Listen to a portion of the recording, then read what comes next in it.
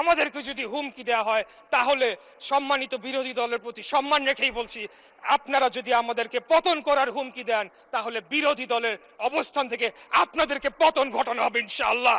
মাননীয় স্পিকার, আমি একটু বলতে চাই যে আমাদের সম্মানিত বিরোধী দলের সদস্যবৃন্দরা এখানে রয়েছেন, তাদের অনেকেই খুব সুন্দর বক্তব্য দিয়ে থাকেন, সেটাকে আমরা অ্যাপ্রিসিয়েট করি।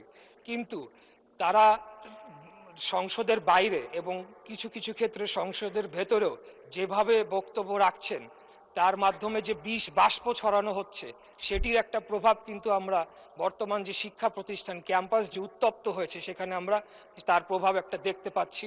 সেখানে বিভিন্ন জায়গায় তাদের ছাত্র সংগঠনের যারা রয়েছেন তাদের সাথে বিভিন্ন সংঘর্ষের ঘটনা ঘটছে, অনেকেই সেখানে আহত হয়েছেন এবং নানা ধরনের একটা অস্থিরতা বিরাজ করছে।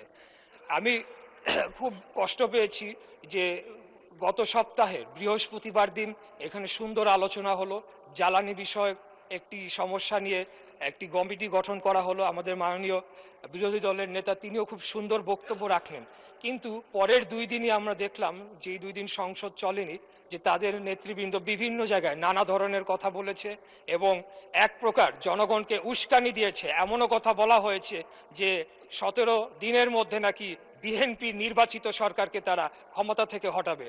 তা আমি আপনার মাধ্যমে এই সংসদ এবং জাতি যারা সকলেই লাইভ টেলিকাস্ট হচ্ছে, সকলেই দেখছে, আমি তাদের উদ্দেশ্যে বলতে চাই যে 2008 সালের নির্বাচনের মাধ্যমে এই সরকার ক্ষমতায় আসে নাই, 14, 18, 24-এর মাধ্যমেও এই সরকার ক্ষমতায় আসে নাই। আমরা জনগণের সরাসরি ভোটের মাধ্যমে ম্যান্ডেট প্রাপ্ত হয়ে এই সংসদে এসেছে।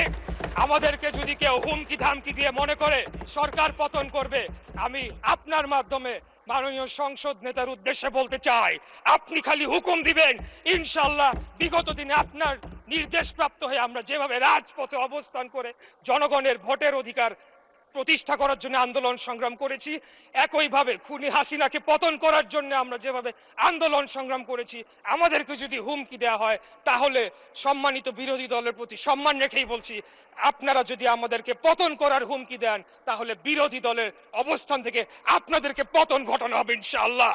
আমরা কোনো ধরনের অস্থিতিশীল করতে চাই না, আমরা বাংলাদেশে কোনো ধরনের বিভক্তির রাজনীতি চাই না, আমরা একটা শান্তির রাজনীতি চাই, একটা ঐক্যের রাজনীতি চাই।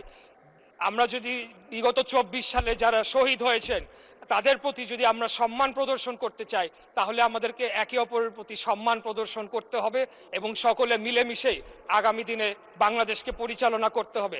আপনারা হয়তো ভুলে যাচ্ছে, আমাদের সম্মানিত বিরোধী দল হয়তো ভুলে যাচ্ছে, এই যে সংঘাত, এই যে একটা অস্থিতিশীল পরিবেশ তারা তৈরি করার চেষ্টা করছে, তার মধ্যে লাভবান কারা হচ্ছে মাননীয় স্পিকার?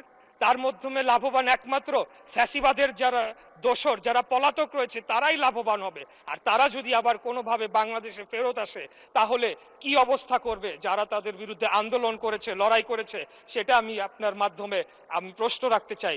তাই আমি আর যেহেতু সময় সংক্ষিপ্ত, সময় বাড়ানোর আবেদনও করব না। ইনশাল্লাহ 5 বছরের জন্য নির্বাচিত হয়েছি, আরও সুযোগ পাবে কথা বলার, ইনশাল্লাহ কথা বলে যাব।